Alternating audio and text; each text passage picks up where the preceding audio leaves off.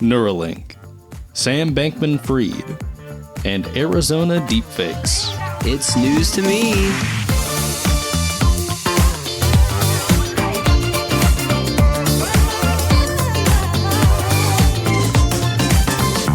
Welcome to It's News to Me, where the it is IT and the me is whoever it needs to be. I'm Noah Parker. I'm Michael Trotter-Lawson. And I'm Tyler Rasnick. And we're back again. Bet you thought we wouldn't be, but here we are. Yeah, you keep saying that. I don't think anyone's expecting us to just not come back. We're just like an itch you can't scratch. Just when you think that you've gotten rid of us, we reappear. So this podcast is coming out the week of April 1st, and I figured, with that being the case, I don't have so much a hypothetical question as more of just like a story time type question. I have a good hypothetical question. Well, that's not your job, is it, Noah? Wow. Well, I don't know, it could be new month, new jobs. yeah. At the end of every month at Burk IT, we just rotate one to the left. you're evaluated, and then if it's determined that you're lacking, someone else will step up. No, I mean you have a hypothetical question you want to ask, Noah? Yeah. Okay. If you had unlimited budget, you know what I mean? No cap on your budget, and, time to plan, what would be your ideal April Fool's prank? Because I would cover someone's car in hot glue. You cover someone's car in hot glue? Yeah. That's it wouldn't be hot when they touched it. That is such a nightmare. Man. But, that's the thing, though. With unlimited budget, I could either clean it up or get them a different car. As like a haha, just kidding, new car. Come on down. Yeah, then you find out that they have some kind of super important documentation inside their car or something like that. Well, it's hot You just glue. melt it. It's You not, just gotta use a Or flame some gun. kind of severe, not severe, but some kind of dramatic attachment to that specific car. You never know. I People assume are- whoever I did this prank on, I would know very well enough to know if they had a specific attachment to their car. Or insurance. Fair enough. And no one I know right now personally has that much of an attachment to their car that they would be upset if I covered theirs in hot glue and got them a new one. I got a feeling that everyone would be upset if this were to happen to them. This think wouldn't be like oh, Noah, I can't look at Noah. I would come out, I would probably wring your neck. Yeah. But then you do that. Oh no, you're so funny. When I No. got you a new car. How would you personally get me a new car? If I had an unlimited budget, it wouldn't be that hard. Here's the thing. It's also just there's a lot of inconvenience that goes into acquiring a new car, though. New to you car, I could pay cash for it. You better not be thinking about doing this for real. I can see it. Don't come to work Monday. I can see it. You're getting a bunch of hot glue guns now. You're gonna daisy chain You them together. act like I don't already have a bunch of hot glue guns. or at just the one ready. really big one. I'm gonna come in here double holstered, there ain't enough room in this town for There's the a two of us. crane with one big one that just squeezed. Oh my gosh. Okay, never mind. Michael, you do your hypothetical or No, your question. No, I like this hypothetical. The only thing that I was gonna ask is just what's your best April Fool's or just prank story in general. I have a good one. Well, go for it. Okay, I'll just talk the whole podcast. You guys don't. Yeah. You just listen. Yeah. Okay, so one morning when I was a kid, it was April Fool's Day, and me and my brother woke up, and we, did the typical thing that kids do: watch cartoons, play with some toys, eat a bowl of cereal. I go to eat my bowl of cereal, and the milk is blue. What? Oh, no. And my parents are just as surprised as I am about this thing. Why did our milk turn blue? That's not safe to consume. Turns out, in the middle of the night, my Nana came over and dyed our milk blue. Wow. She just used the key, let herself in, and dyed it blue in the jug. Like Santa And then Claus. like April Fool's Santa Claus. Man. And that's honestly just I don't know, that's such a good, harmless prank. It's good. It's good. And the On fact that- that it was your Nana makes it kind of oh, it's Nana. Yeah, it's You know? oh, silly Nana. If it were like a criminal or someone you didn't know, then you'd be like, whoa, someone's in our house? Yeah. Unless I'm just really misremembering this and there was some other reason our milk was blue. Which I'm sure my dad, when he listens to this, he'll let me know if I was wrong. Yeah. Because he never has any qualms letting me know that I'm wrong. Such as dads do. Yeah. I think I feel like I've got a really good idea for your question. So I want to roll with that. Okay. You go. I with unlimited budget, I would just pay like everyone here at the office just a bunch of money to as much as it takes. And when we come in on Monday, you would probably be the target of this prank because who else? Me, Noah. I would be the target. Yeah, sorry, I know. Yeah, there's no video component. Noah would be the target of this prank, obviously. I would get all of the technology in here replaced with equivalent 90s technology. Everyone drives older cars. Everyone wears older fashion. I would just try my damnedest to convince you that you were just out of time. Okay. Just here. That's a good prank.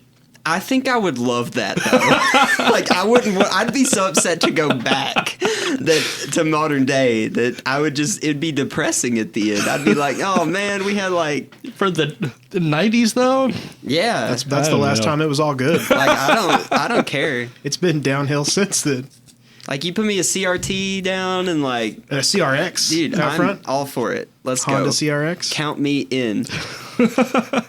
Some Reebok pumps. Yeah, man. I mean, my fashion sense would not displace me in the 90s. No, you'd fit in. So No, I certainly wouldn't. I'm for it. Let's go. Do it. Do it anyway. I'll pay you to do it. Would you have Tamagotchis? I don't know. I wasn't alive in the 90s. Later. I think that's Were you really in not? early I was born in 2000s. 99. We were alive in the 90s, technically. Technically. For almost a year. For almost. 11 months and 4 days. I want to say that I had a Tamagotchi, but I don't remember if it was when I was 5, 7, 8, 9. I don't know. Let us know in the comments. So for my unlimited budget question, I would buy... We'll just say that I would buy the old Casa Nostra building. Yeah. I would purchase the whole thing, not lease. I'd buy it. You buy it. This is an old Italian Down the restaurant down the road from here that went out of I would business. hardly call that place Italian. I would buy that building, and I would probably buy it in February or January, and I would pour unlimited resources and budget into framing this thing to look like a Good Burger from the Nickelodeon television show All That and the Nickelodeon movie Good Burger. Welcome to Good Burger, home of the Good Burger. And I would make everyone think that it was opening and get people really stoked and excited. Grand opening April 1st. But yeah, on April 1st, people would show up ready to be at the Good Burger, home of the Good Burger. Maybe I would hire an actor, or maybe, honestly, if unlimited budget, I would hire Keenan and Kel to be there to let them down one by one the whole day. Just, man, one by one. Yeah, one by one through the drive-thru. Individually upset everybody. He'd be like, welcome to Good Burger, home of the Good Burger. We're never going to take your order. That would be every time. Man. That's good. And then previously, though, just Michael, you're hypothetical. So my dad's a big Lions fan. Huge Lions fan. I woke up one morning, because I used to watch the NFL Network before I went to school. And this was probably 2004. I was in 7th grade. I woke up, and I saw April 1st, Barry Sanders returns to football. Oh, my gosh. And it tricked me. But then I was like, I'm just going to tell my dad that this is the case. So I called him at his office before I went to school. And I told him this. And the internet was around, but Dad didn't have time at work to check the internet. He didn't have a smartphone. This was 2004. So we went the whole day thinking that Barry Sanders had unretired. And he was so happy. And then he got home and he was very upset. Oh, my God. Very upset that Barry Sanders was not coming back. Have you ever seen a prank project that gets sent out from some big company on April Fool's, and you're like, why don't they actually make that? Oh, yeah. Well, it's happened occasionally. There was a International House of Burgers. Do you remember that? Yeah, the IHOP thing? Yeah. Yeah, yeah. Well, you ever heard of the Yakuza games? Yeah. Yakuza Like a Dragon? they on April 1st one year they released a trailer for a game, for a Yakuza game that was like a turn-based RPG, Oh, wow. whereas all the other games had been, live, like hand-to-hand fighting type stuff. But it was so well received that they just made that game. That's awesome. They made the next Yakuza game a turn-based RPG strategy game. There was like a that. Pokemon Go April Fool's thing too a couple years back. I'm trying to remember what it was, but everyone that I knew that was into that at the time thought it was the coolest thing. It's probably one of those like devices that you could use to play the game. It might be. Might be. Honestly, Tyler, what I think would be even better than your Good Burger prank would be to have it fully open, but only for one day. And then just overnight, It's all gone. all gone. I All think back to the old Casa Nostra building. Like, can you imagine? Like, Yeah, but don't sell burgers. Sell just soft serve. No, you'd have to sell burgers, and they would have to be like the best burgers. yeah, no, I'm telling you, it's got to be like the best fast food burger anyone has ever had. And Keenan and Kel have to be there.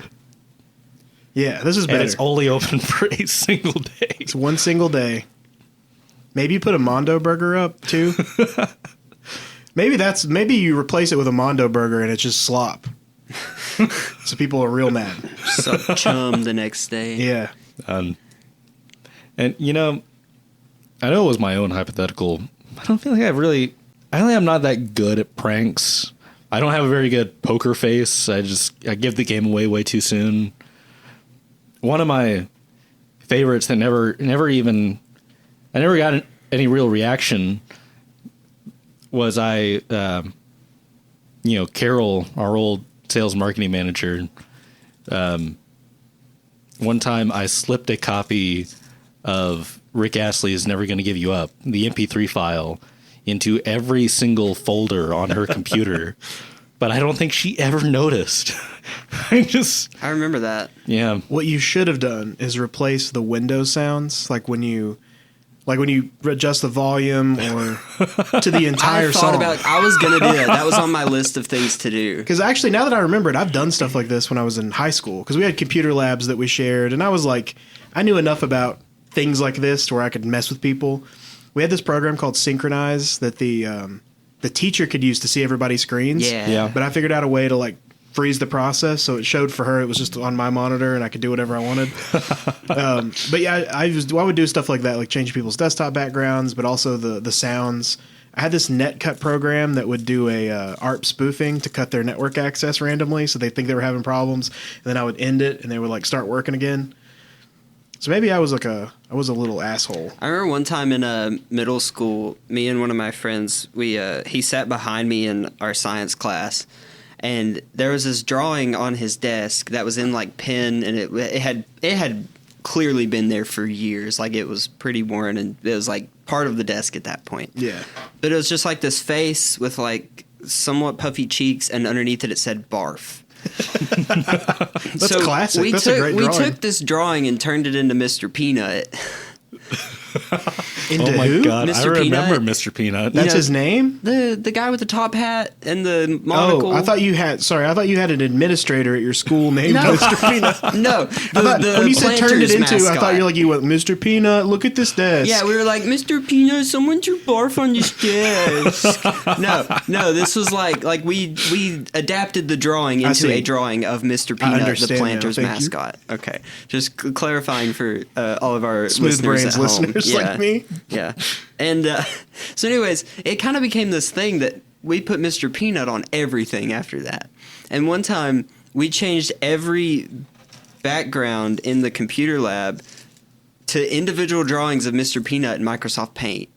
We went to each computer, opened up Microsoft Paint, drew a crude Mr. Peanut, crude as in just a bad drawing, not as in vulgar, and made that the backgrounds. And it was, I don't know, it was harmless, but it was fun. I'd like to do that to people now. I didn't do this, but when I was in 6th grade, we had lunch period, so the entire class and the teachers would go to lunch. and we had these rooms that were like adjoined, like they were separate rooms, but like you had 2 classes in one room.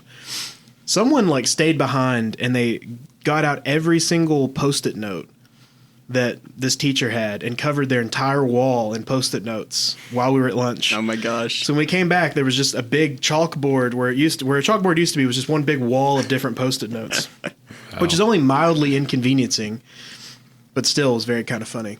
And one classic, I mean, obviously very small prank, but Noah and I used to work at Pal's, and for me, one of the all timers is just whenever someone asks you to make them a tea, it's just make them an unsweet tea and just see their reaction, because they're always so grossed out. It's just tea that doesn't have the sugar, but people like employees, not customers. Yeah, of course. But like they're like, fired. oh, can I get a drink? I'm like real thirsty because you're like hot and it's hot in there, and then so they take a big sip, and it's always so good. What if you just like brought them back like the letter T? Like, I made this for you. That's my kind of humor. I would totally do that. Or just like you wrote it on a piece of paper. Here you go. Oh, man. This episode of It's News to Me is brought to you by Burk IT. What's Burk IT? Burk IT is an IT managed services provider that wants to build mutually beneficial partnerships with our clients. Wow. Unlike the one-sided relationships that you get from your previous IT provider. Exactly. Unlike many of our competitors, Burk isn't looking for customers to bill when things go wrong. We have built our company so that we succeed when our clients succeed. That's a pretty good business model if you ask me. I think so.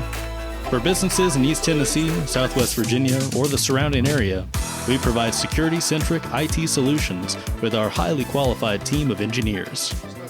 Building trusting relationships while providing practical, secure IT results. That's the Burk IT way. All right, Noah, you want to talk about Neuralink? No, so basically, Neuralink, which, at its core is sketchy and a little unnerving. The fact that they can put a chip in your head and it's a brain implant. You can interface with technology. Like, I don't know. It's scary. It's very it's very sci-fi. It's very futuristic, borderline, cyberpunk. Borderline dystopian. Dystopian, that's the word I was looking for. Yeah. Anyways, as much as it is that, it is also a super cool concept and piece of technology for people who do have physical disabilities, who can't do the same things that a lot of people can do with, interaction. So they've got their first human trial patient, who's a 29-year-old quadriplegic, and it is so far has worked really well for this person and has arguably changed his entire lookout on life. Yeah, I mean, so far so good, and I mean, it is encouraging to see progress in this in this field, because I mean, the kind of things that like Stephen Hawking was using to like communicate with the world towards the end of his life, they were so slow and so clunky, and I mean, they worked by the bare definition of working, but I feel like anything that you can do to improve the quality of life for people like that is great. I think it'll be really interesting to see kind of where the technology goes from here. I mean, I'm sure, it's at the same time dystopian, but also, encouraging to think of the idea of being able to tap into the parts of the brain that control like limbs and things like that, and be able to, build a like working body for these kinds of people. Which I guess from what I can see, this isn't really what this is doing currently. No, not at all. It's basically just allowing you to control like peripheral devices. It's like being able to use a mouse with your mind right now. Yeah. That's kind of where they're at. Like or a keyboard, apparently. Which I don't know how that works. Yeah, because I feel like this kind of reaches beyond the scope of like, because I mean, they have like eye trackers where you can like do things and blink to interact. This is much more efficient than like an eye tracker. Yeah. It is the way he describes it, this patient, and I mean, obviously, the only way we really know that it's working is to just take his word for it. there's not really a way to. I mean, you can screen capture and say it's working, right. But according to him, basically he just thinks what he wants to do and it does it. Yeah, and this guy has been, I mean, obviously they've, had press on him and whatnot, but he's said that, obviously it's not perfect. There's been a few issues and whatnot, but it's at the state that it's at now has already significantly improved just his capabilities. Yeah, his quality of life. Yeah. I mean, otherwise he's just sitting there doing nothing. Yeah, I mean, there's a story about, what prompted this was kind of the first time that he was shown on video, which was only like a week ago, maybe less than a week ago. It was the first time we'd actually known, his name and what he looked like and things like that, because it had been totally anonymous up to that point. But now, we got that first video update with him playing chess, and we heard another story that he stayed up all night playing Civ 6. Haven't we all? Very relatable. Civ 5 for me, Yeah, it's 5. 5 or 4. Those are the two best ones. God, I never played Civ 4. 5. I've played 5 and 6. Actually, honestly, it's Civ 2 Test of Time is the best edition. Never played it. I've only played 5 and 6. And Revolution. And Michael won't give 6 a chance because he's too attached to 5. I understand that. I get it. Yeah. My biggest thing is that I don't like, as much as Civ 6 intrigues me in the way that it changes the game, I have no problems with 5. Yeah. Like, there's nothing. Civ 5 does not leave me wanting for more. The cool thing about Civ 2 Test of Time, though, is once you did the space race, then you shoot your rocket off to another planet and you start colonizing and doing the whole thing on the other planet. And you play 2 games. You continue playing the one on Earth. That's and then you've wild. also got, so it's usually Alpha Centauri is the planet, but I think there's 3 options. And there's aliens, obviously, that you have to conquer, and it's all kinds of cool stuff. Actually, Alpha Centauri is just the star. That's just the star system. Not according to Civ 2. Sid Meier knows what the hell he's talking about. Oh, man. Who is Sid Meier? He's a famous video game developer. He just threw his name on there and was like, yeah. He was like the guy for Civ 1. Yeah. It is Sid Meier's Civilization because he made Civilization. I'm just surprised they kept his name on the front of all of them. It stayed recognizable. I mean, I get it. Well, the first one, too, was... I know you said you haven't played the others, but the first one was fun. But it was literally... The graphics were just little tiles. Like little, small tiles that moved. Like very Catan. Yeah, it was. That was fun. But yeah, if I had Neuralink, even if I wasn't quadriplegic, I'd be playing Civ in my head right now. I wouldn't even be listening. I wouldn't be caring at all what you guys said, which I might be doing that anyway. But I do. Obviously, I think it is. You always worry about who has the access to the chips in people's brains. Yeah. Because this is not like we're not talking about government conspiracy like chips in the vaccines, things like that. These are literal. Yeah. These are literal brain implants that go into people's heads that they can. I mean, they have to program them to be able to do the things that they do. So, I mean, I don't know. It is scary in that sense, but So how about this pig Gertrude that's got Neuralink in its brain? What? There's a pig. There's a pig implant. Neuralink. How do they get feedback from the pig? Pigs don't know how to use computers. It just goes yum as it eats hay. It's constantly, this is good hay. Is this one step closer to us being able to review our dreams? Maybe. Honestly, that'd be cool. Honestly, we've talked about AI a ton, but that's how I kind of see Mid-Journey or it's cool if you haven't tried it. If you do have access to one of these generative AIs, wake up. Are you people that can remember your dreams? For 10 minutes. First thing in the morning, wake up and put your dream into that and just see what is generated. Sometimes it's close. That'd be cool. That'd be really cool with Sora. Yeah, yes, that's what I was gonna say. Once Sora comes out, that'd be awesome. I wish that was the only uses of AI. My dreams are just always really mundane. They're really just boring real life things. Crazy. Mine are wild.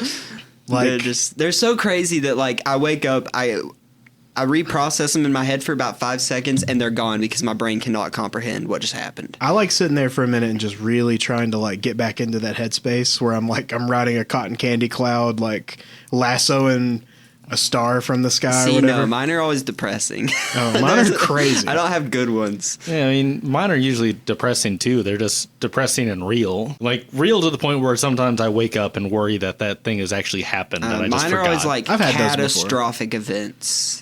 I had a dream one time when I was still in high school that I was catching the bus and I was waiting at the bottom of my hill for the bus. And when the bus came by, Jerome Bettis was driving it. The bus, like the running back. I'm a big Steelers fan. So I get on the bus and there's no one else on it but me and Jerome. And he's like, hey, kid. He's like, apparently I'd won some kind of contest. So I got to spend the day with Jerome Bettis. This is definitely a commercial that has happened. No, it's not. It's from my brain. So I spend the whole day with Jerome Bettis, and he takes me back to my class at the end of the day, and everyone's super jealous. I have a bus jersey. He signed it or whatever. And then when I wake up, I'm so devastated, one, that this was not real. Like when my brain finally told me, it was like, yeah, sorry, yikes, that's not really happening. And then I realized that day of school that I thought I'd gotten out of, like, I haven't even had yet. And, like, I've got to go actually catch the bus. That's the worst. That's kind of awful. Man. But that's like one of the most memorable dreams I've ever had. Because I thought about that all day. I was in school all day just, like, depressed and mad and upset. Man. Oh, man. Poor Tyler. Yeah. So, Neuralink, this pig. Pigs and monkeys. See, monkeys makes more sense than... Sam Bankman-Fried, Who is Sam Bankman-Fried? He is the founder of FTX and notorious white-collar criminal now. Convicted white-collar criminal. Ooh. That's kind of why he's in the news right now. Sam Bankman-Fried no more.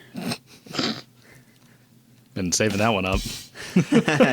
It's a very interesting story and case to read about and learn about because obviously cryptocurrency in general is just a very young kind of field in general, and it's really just it's fascinating to see like the heights that this man has fallen from. Like, he ascended into being like a billionaire at like 27, 28, something like that. I still have time. Yeah, you just got to get on it. Yeah. You got to find a scam. Gotta find a scam. And like he just scammed so many people out of like it was like $10 billion. Was any of his stuff legitimate? I mean, kind of. Well, the exchange was... Yeah, I mean, legitimate. FTX was a legitimate cryptocurrency exchange. Basically, I mean, we don't really have time to get into all the logistics of it, but basically he was using customer money to invest in this other thing that didn't pan out, and he was lying about using customer money to do that. And that's how he lost so much money. Because, I mean, there's other exchanges that are still around. So what was the straw that broke the camel's back, as it were? I guess when they didn't have the money to give to the people that were needing to cash out. Yeah, I mean, Was this just like one of those kind of like long, drawn-out lawsuit kind of things? I mean, yeah, it's been going on for like a year or so, something like that. Honestly, I feel like every time I see something like this, it strikes me how messed up our legal system is.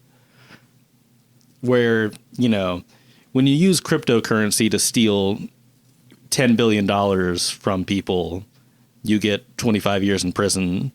But if you rob a convenience store for like, $200. I'm just saying, a lot of people go to jail for a lot longer for way less. Usually, like, nonviolent drug crimes are the ones that are, like, comparable as far as length of sentence. Yeah, which I have another problem with for, I don't think nonviolent drug crime should. This is turning political very quickly, but I don't believe in people getting life sentences for nonviolent drug offenses. It just feels absurd. Yeah, it looks like the most common. I just wanted to look it up for myself. The most common sentence for robbery is 111 months. They break it down by months. Can I have that in years, Alex? 9 years. Thank you. What about like Grand Theft Auto? The video game? No, the crime. That's a crime? It's a Class D felony, so it's 2 to 12 years in prison and $5,000 in fine. If it's a Class C felony, I guess this depends on what kind of Grand Theft Auto, but it goes up to 20 years in prison. And then a Class A felony is 15 to 60 years in prison. Ooh, man. Don't do crimes. The average is 5 years.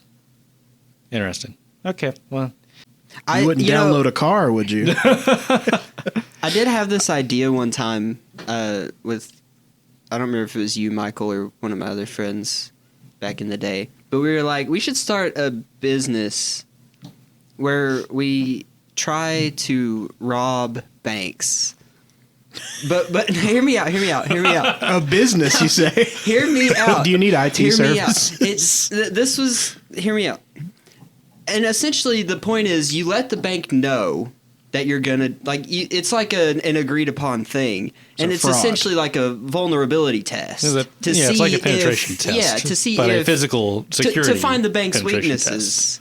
Yeah. Of and I was like, and then I saw Ant-Man, and their whole thing was like, oh, we're felons, we understand crime, so we know how security works. And I was like, well, they've already done it.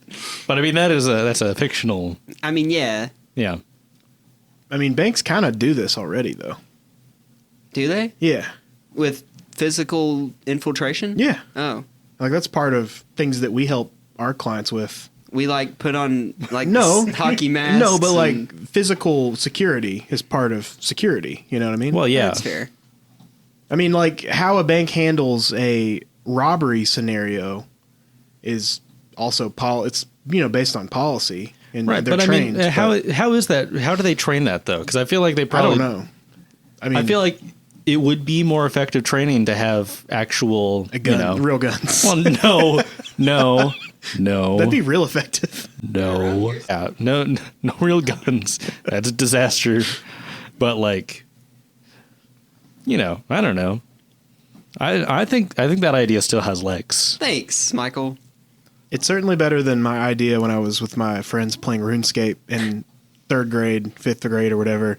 And I was like, we should just have people in RuneScape give us money monthly, and then if they lose their armor, then we can give them money back to. I just was trying to come up with armor insurance company when I was That's so 6th funny. grade. Oh my gosh.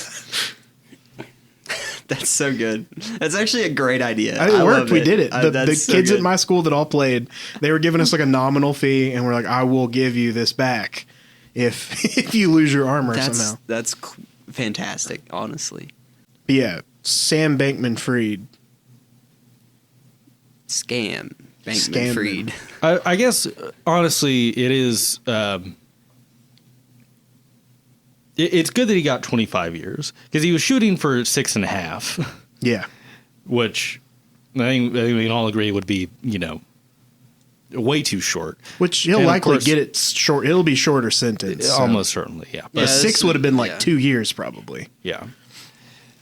Which, I mean, I don't know. The American justice system has always been frustrating to me for a variety of reasons. I used to want to be a lawyer. There are reasons that I don't want to, mostly the work and the money. But, That's why you do want to or don't want to anymore. don't want to. You don't want to because of the money? Yeah. The law school money. Oh, the intro cost. I Yeah. got you. Okay. The barrier of entry. But I mean, I don't know, to take this to, just cryptocurrency in general, I think not all cryptocurrency is just like a straight up scam. Yeah. But a lot of them definitely are. Yeah. So Well, like you said before, a lot of the problems with crypto is not necessarily that it's like a scam or bad, but there's no infrastructure for it in terms of the longevity. There are no regulations. There's nothing protecting your investment, really. I guess the biggest thing with cryptocurrency, just to use the opportunity to speak on it, treat it like gambling and not investing. Really, don't put more money into it than you're willing to lose, because there is a chance that you will lose that money. Like the original directive, like the Satoshi Bitcoin, it's not that it's an investment at all. It's not supposed to be an investment. It's just a currency. But due to the nature of Bitcoin, where it is the amount of Bitcoin that exists is all that will ever exist. Right. It did turn into a commodity. And because that's basically the one cryptocurrency that started everything, everything's sort of tied to it, and everything else is a commodity. Yeah. And when anything's a commodity, just like with, I always compared it to like the .com boom, just because there was a lot of fake, stupid websites in the late 90s that were coming out. They're like, pets.com, like we got to get a stock on pets.com. Because a lot of these cryptos are claiming that they'll do this or that, or this will integrate with this blockchain, and this will power all the transactions for whatever. And a lot of them are just total BS, or were total BS. There's not, there's still a few of these, I don't know, they call them shit coins, but like there's still a few of those floating out there. But I mean, the main players are still, running strong. Yeah. I mean, personally,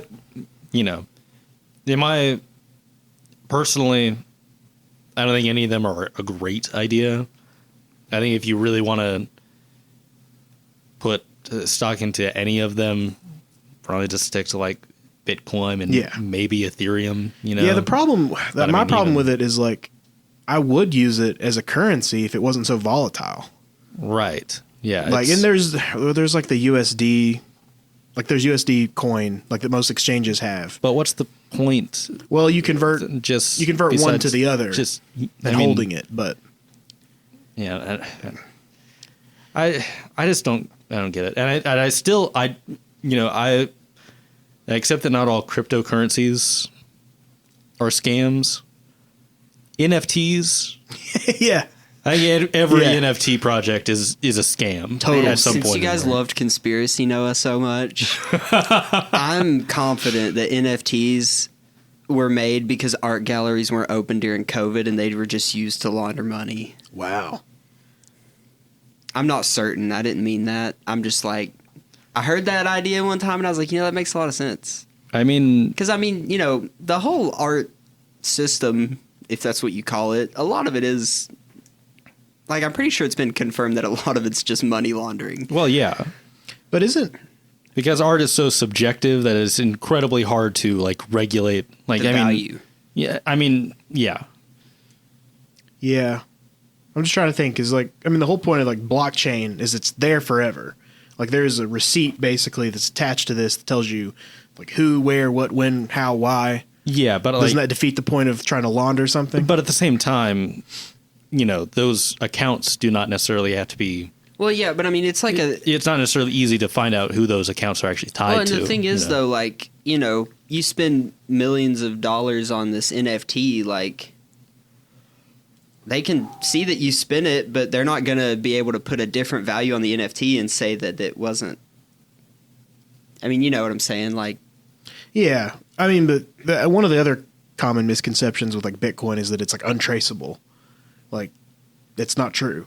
Yeah. The government can find out 100%. Well, yeah, it's public. Yeah. Well, I mean, like you said, it's hard for me or you to figure out, but like, it's not anonymous. There's like 2 coins, I think, that were, and I haven't followed it in years, so I really don't know, but yeah, I think Monero was the one that was like truly, and it was used for some really not great stuff. I had a friend who made his own cryptocurrency just as like a joke, and he like had it set up to where like everyone on the Discord could like mine for their own Thai coin. And it was actually like really fun. That is there fun. For a while. Man. It was like we had like a whole economy going. I don't know. It was weird. One of those just stupid things that you do, just don't put in more money than you're willing to lose. I think that's the biggest thing.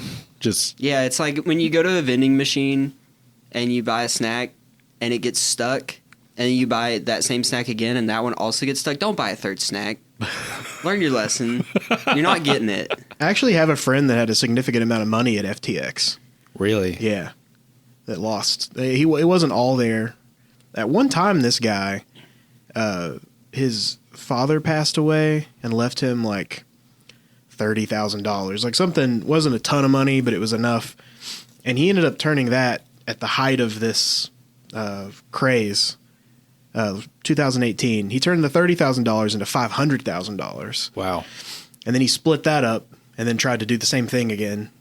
And he still obviously walked away with more than 30, but like he lost quite a bit from this. Well, he might he may be eligible for financial compensation. Yeah, actually. I haven't talked to him about it, but yeah, he and probably the SBF is. is having to pay like I think $11.6 billion back to try and reimburse what the money that he stole.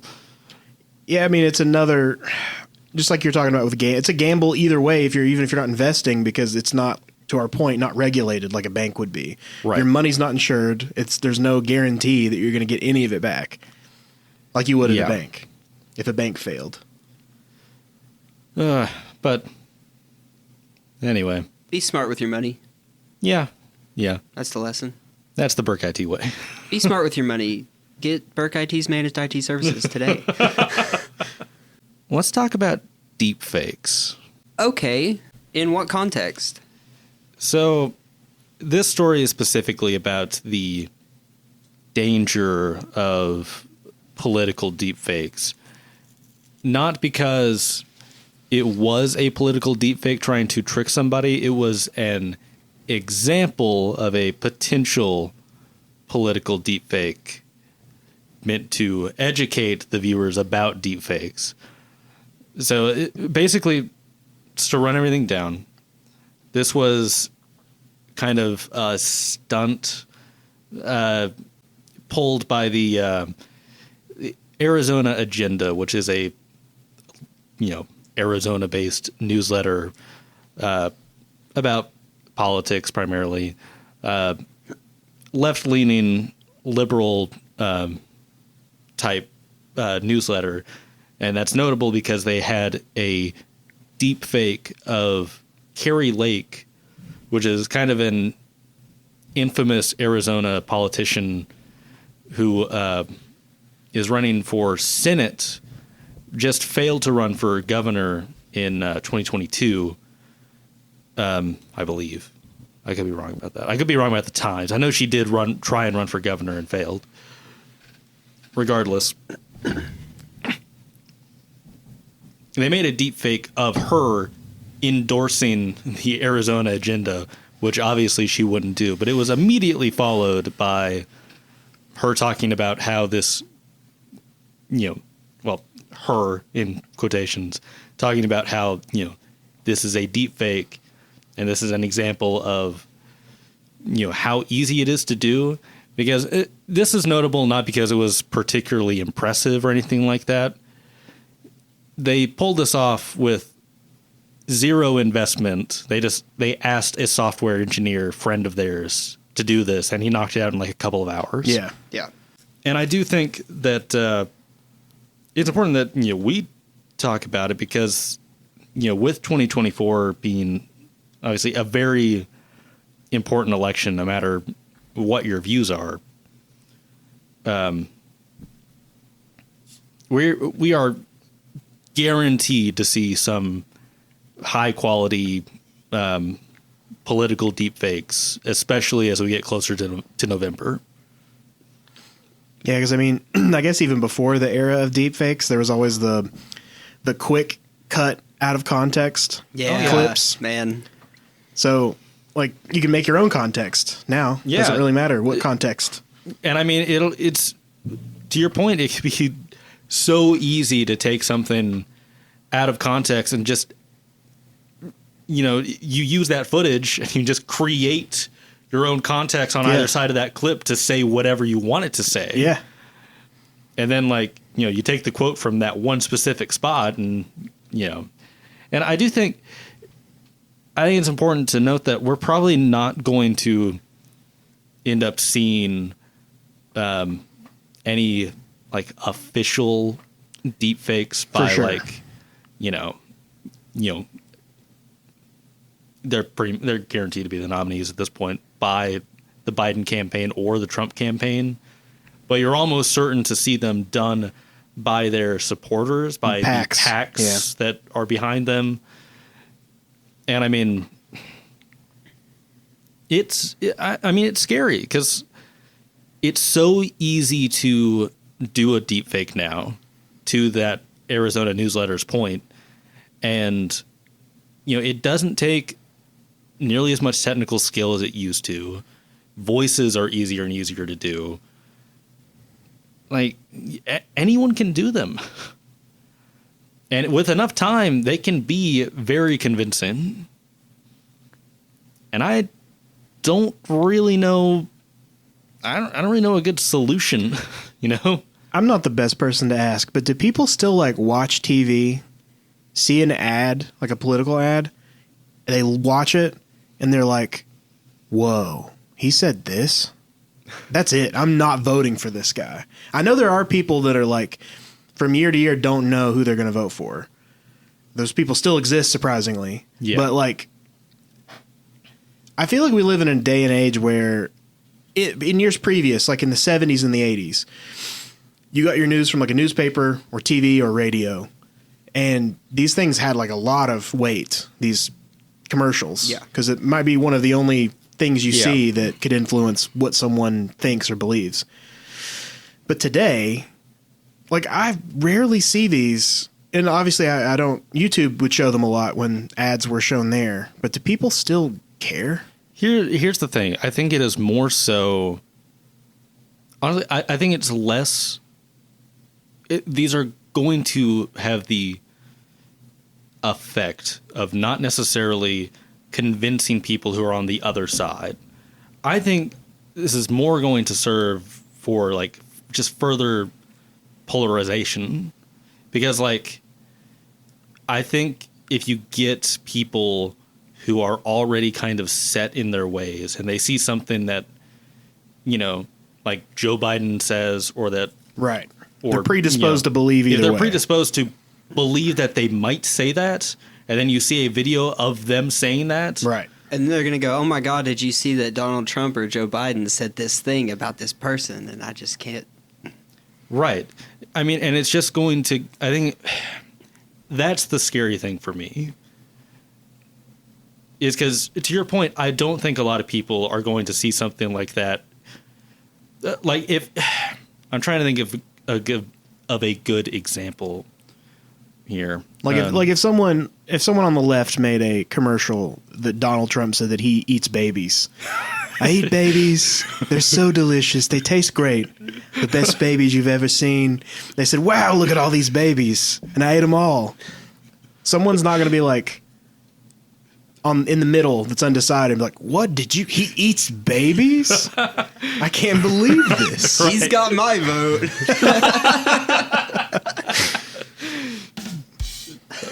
God. Great babies. The best babies you've ever seen.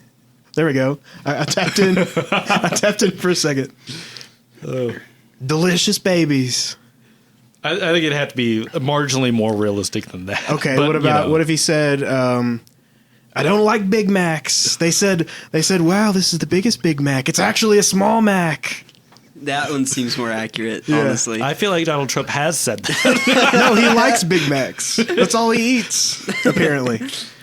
I like Whoppers. Says no one ever. But yeah, I think it's definitely a case of both sides of the political spectrum. It's you've got them sitting in a hole, and deepfakes like this would just make them dig their hole deeper. Really take Right. them to not come out and ever look at the other side. Yeah. And that's kind of already happened regardless. Yeah, But yeah, this would just exactly. even push that over the edge. Yeah. I mean, that's the thing. I mean, people are just more and more predisposed to just believe the worst things that they hear about the other side. And I feel like the advancement of AI and deepfakes is just going to make that easier and easier to happen. Well, yeah, because I feel like there's already a big problem of just so much AI fueled, bullshit news that you see in again, back to here I am. It's me, Conspiracy Noah.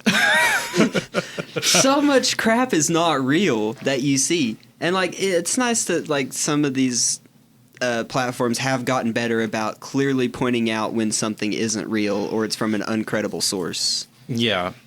But it's just, it's going to get harder and harder to tell You're wrong. if something's factual. You're wrong. It's awesome. I love it. Wrong. I think the biggest thing is just learning the best practices for spotting deepfakes. But even that is also not entirely foolproof, because some deepfakes are much better than others. Some deepfakes are very well made to where they hide those kind of telltale flaws. One thing that I've found very helpful in my political career that I have, in terms of understanding politics and trying to make informed decisions, is I found it's best if you lean one way or the other and you're not sure about something, ask people on both sides, because they'll tell you completely different things, but at least you'll know that they're both crazy. Well, I mean, that's not like when I look at, like, if there's a story, especially if I hear someone talk about something crazy, I will go to like both extremes just to see what they're both saying about it. Because there really isn't like a great middle ground anymore as far as reporting goes. So I just kind of like guess and like sort of guess in the middle of somewhere was where it actually might be. Like the only news that I really enjoy is, I think we've talked about it maybe on the podcast. I've talked to you guys about it, but there's a YouTube channel called Channel 5. And it's this dude, Andrew Callahan, that used to have a channel called All Gas, No Breaks. But his whole thing, it's gonzo journalism. He goes to the places or the events or the things that are happening. He basically just puts a microphone in front of people. And he has a little bit more of a lean now. But years past, he would just put a microphone in front of people and ask open-ended, pointed questions. And he would never try to frame something a certain way. He would just say, hey, this is what's happening, so you can see it. That's cool. Now, like he did this story where he goes to the border a month ago, just interviewed people at the border, trying to actually find out what's happening, how they're getting in, what's going to happen to them. And then he goes and he finds a mule, pays them $5,000, and goes through the whole process of sneaking across the border himself. Wow. And then gets caught. Oh, no. Which is illegal. Even if he's a legal citizen, it's illegal to cross illegally. So then he goes to a detention center. And there's the whole thing about that. My gosh. That's dedication. Yeah, it's like, I don't know if you guys read Hunter Thompson or are aware of him, but no. He's a gonzo journalist. He's dead now. But in the 70s and 80s, he released a bunch of books. There's the Fear and Loathing series. There's Fear and Loathing in Las Vegas, which is a movie. There's Fear and Loathing on the Campaign Trail 77, which is an awesome book. But it's very much just, he doesn't have any agenda. He's just like, this is what happened, telling you exactly what's going on. Which is very rare today. Most people have some kind of slant. And even if it's like they don't mean to, it's just they have their own personal biases. Well, yeah, I mean, it's kind of impossible to separate your own personal biases from even to the point of just what you find interesting. Right. Like what do you think is news worth reporting on? Yeah, I would check his channel out sometime, though, because he's got like 3 or 4 years and all the major events through the pandemic, pre-pandemic, all of the George Floyd stuff that happened. Like, there's so much content that you can go watch of his that is just interesting and very, like, sort of bipartisan, I guess. I mean, anybody can watch it and get whatever you want out of it. Oh, I might to check that out. Yeah, Michael loves the news. That's why he makes me do all these news shows with him. Newsman Michael? Conspiracy Noah and Newsman Michael? Now, at what point... I want to take it back to my prank, though, because I'm a selfish person. At what point would I realize? No, not what you realize. Oh. What decade would I have to make it for it to be not fun for you?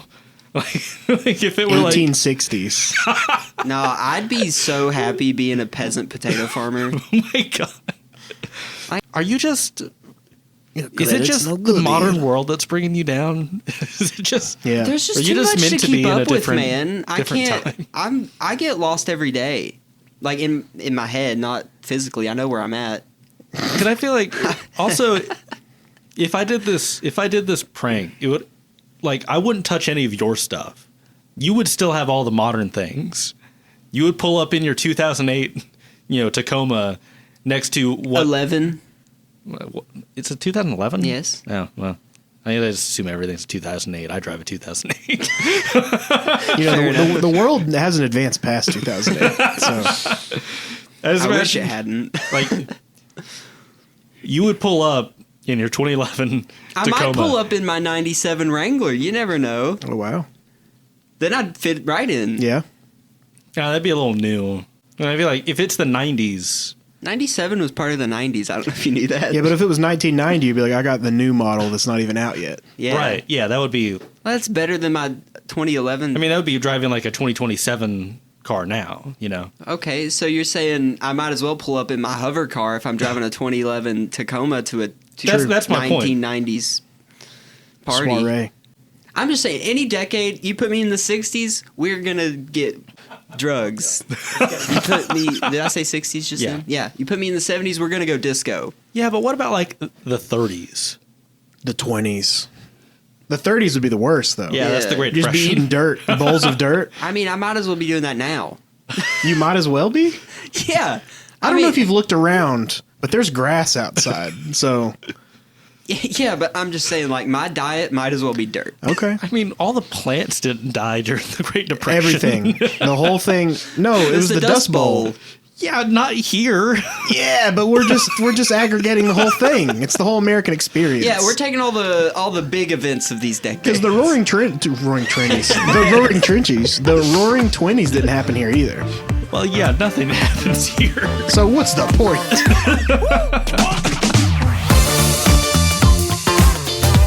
Thank you for listening to It's News to Me.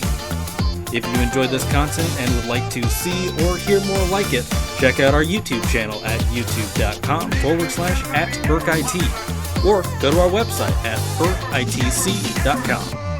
Our theme music is Big City Lights by Icholix. Come back in 2 weeks to hear more of me, Noah, and Tyler in the next episode of It's News to Me. In the meantime, keep your data secure and your mind sharp.